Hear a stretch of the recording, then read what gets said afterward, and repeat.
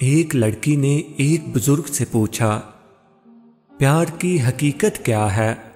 बुजुर्ग ने कहा, बाग में जाओ और जो सबसे खूबसूरत फूल हो वो तोड़ कर लाओ।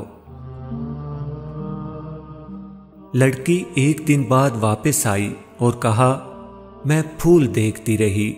एक फूल सबसे खूबसूरत था, मगर मैं उससे बेहतर की तलाश में चल पड़ी, मगर कोई भी प्यारा ना लगा।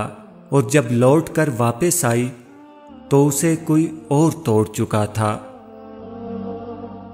बुजुर्ग ने कहा, बस प्यार की यही हकीकत है, जो सामने हो उसकी कदर नहीं की जाती, और जब वापस लौटो तो वो किसी और का हो जाता है।